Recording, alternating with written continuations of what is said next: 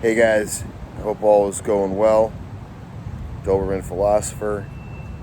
I'm here making another video about dating. This one is going to be a sequel to the video I just uploaded yesterday about the biggest mistake that men make with dating, especially early on. So this is the mistake that women do. So when you're dating a woman and you're a guy with options, you're calibrating to see what category this girl falls into. Now, some girls, it's a one-time, hit it and quit it, smash and dash, whatever terminology you want to put there. Other girls, it's a long-term relationship. Other girls, it's, let me keep this girl around. She's fun. I enjoy hanging out with her, but I'm not gonna ever take her too seriously. Like a friend with benefit type of deal. And then there's other girls that you just really want to just get the fuck out of there as quickly as possible. I usually have a friend that I'll let know that I'm going to on a date, and I say, hey, listen, if shit goes sideways, I'm gonna send you a text. You call up, and I usually just say, hey, it's my neighbor calling me. Hold on. Oh shit, the dogs got loose again. Fuck, I am so sorry. I gotta go. Which is not a lie. I have Rottweilers. They're fucking. They got loose and they got a problem or something like that. Family emergency, something. So, what are these mistakes that women are making, right? That you need to look out for.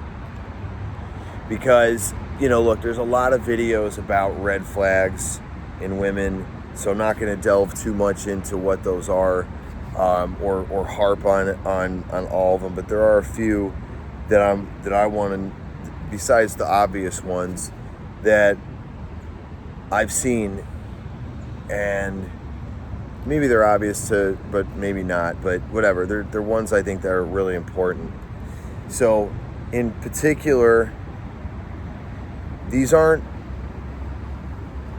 so bad that I would just say, hey, get the fuck out of there. But if you're calibrating, this is especially for if you are calibrating where to put a woman and she falls under the friend with benefits but not long-term relationship, it's typically because she is attractive.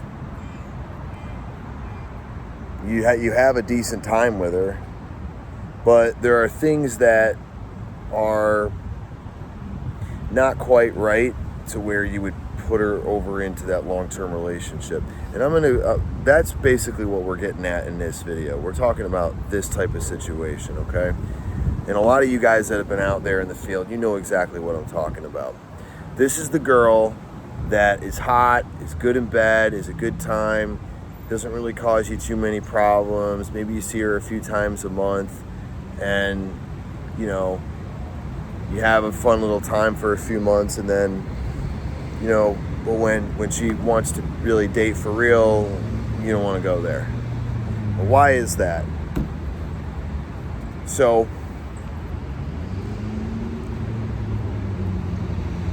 when a girl is all those things, she's cool, she's fun, she's good to talk to, good in bed, good time, but her story doesn't add up. This is red flag number one. Her story just doesn't add up. Okay?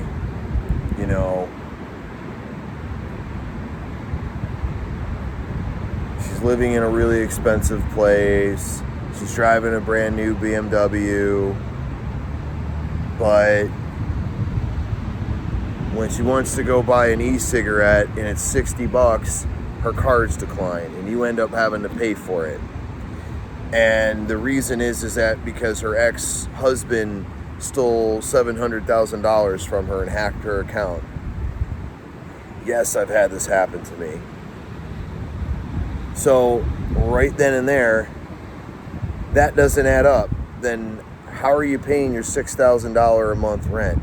How are you paying your $1,000 a month car note if you can't even swipe your card for a $60 e-cigarette, right? Now, you don't have to figure out the missing link. It doesn't matter. It's immaterial. It matters that it just doesn't add up, and that things don't add up because their lives are fucked up. You know, there are things that this woman is not telling you, and if she did tell you, it would add up. Probably like that her parents are paying for her rent, or that her parents are paying for her car. Now, guys, the longer you meet these women, that you deal with these women, the more the missing links are going to be revealed to you. So you really don't need to stress about what they are, or it kind of makes you curious because you want to know, but don't stress too much about it. Just know that that shit ain't adding up because they're purposely not telling you that missing link because it's something damaging. So what do you do in that situation? You take it. You take what you need and you leave the rest. You fuck them. You have a good time. You go out. You enjoy them, and you leave them at that. They're not ever going to become a girlfriend. They're not ever going to become a wife. All right? That's red flag number one, when their story just doesn't add up. Number two, they tell you things that they shouldn't tell you. All right? So this girl, I was over her house. We're outside. I'm smoking a cigar. We're on her balcony. She lives in Brickell in a 3-bedroom place. And we're talking, and she starts telling me about how they were, you know, they wanted $7,900 for her 3-bedroom place, and she talked them down to $6,200 or something like that. And I'm thinking to myself, why are you telling me how much money you pay for rent? That's just not my fucking business. See, this is what I'm trying to say. They tell you things they shouldn't tell you that are not your business. I should have said that before. The are not your business part. Okay? Why are you telling me how much your rent costs? Okay? That right there is a red flag, because they have a persona that they're trying to uphold. Probably, you know, it's this whole. This is very common with girls in their 30s that are single and that are professional women. They love to put this persona that, you know, that they're this strong, independent woman capable of having an expensive lifestyle, and that, you know, or they talk about all the people that they know, or they talk about all how much money their boss is worth, or all the rich millionaires that they've worked for, billionaires that they've worked for. Okay? I don't ever tell anyone how much my rent is, because it's none of their fucking business. But she's saying these things because she wants to hint at how successful she is. But because really she's not as successful as she is, because she can't even cover a $60 e-cigarette. I'm just using this example, right? Just to highlight a point. Okay? Now, so that's number two. Telling you things they shouldn't tell you that are none of your business. Another one is like telling you how rich their parents are. A lot of times girls will do that. They'll say like, oh, my dad owns all this real estate. That's all fine to tell somebody, but not early on. Because think about it. Why would this girl doesn't know me. I could be a total scumbag, piece of shit that could use her or, manipulate her. I could be a big time user, but she's telling me all this about how rich her family is without even knowing me, telling me things that are very personal things about her that are none of my fucking business, that just strategically don't make sense. You don't want to be telling people that, especially when you don't know them and they could use that against you. So it's just, I don't know, it's just a lack of awareness, and it's just very stupid. Because you got to understand, if a woman is going to do that, that means that she's going to tell people shit about you. If you end up dating her, that's personal about you that she shouldn't tell them. That's how you have to think of that. All right, number 3. Little lies that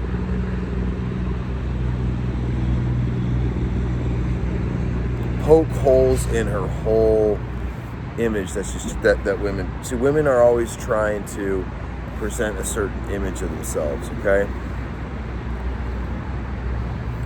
so I was dating this other girl, and she drove a BMW, right? We were talking about cars, and she had, I don't know, like I guess it got brought up like what kind of car we drove, so I told her what I drive. I asked her what she drove, and she said, I drive a BMW X5M.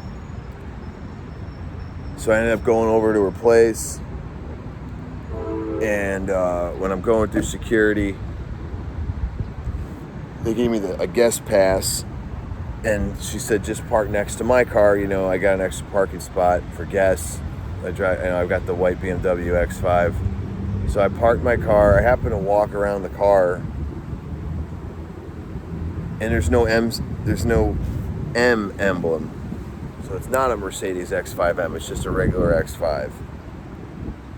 So, again, another little lie. It's like, you got to be aware of these things. These are small things, but you start to see how they add up, and they always present a bigger picture of who this person really is than just what it is on the surface. So understand that women like this in these big cities are very status conscious. They're all about their image, and these missing holes, these missing things that don't add up, the things that they shouldn't be telling you that are none of your business, and the little white lies are all red flags that you're dealing with somebody who really, truly has a huge inferiority complex. Someone that doesn't feel good enough where they truly are, that they need to put on a front like they've really got it going on. It's going to create a lot of problems for you down the road. So these are girls that you just have fun with, fuck their brains out, and fuck them as long as you can, but don't ever get feelings for them. Don't ever tell them anything personal about yourself. You need to be stealth. You are in stealth mode when you're with them. It's about them and what they're doing. You don't ever tell them anything that you don't want them to know about you. You only tell them things that you don't mind them knowing. So it takes a lot of self-control to deal with women like this and deal with them in an effective way. But the good thing is, though, is that because most people are stupid, they fall for their bullshit. If you don't, and you just stay super stoic and stealth, these girls will always come back for more dick. They will come back, and they will be good in bed, and they will be a good time for a good while.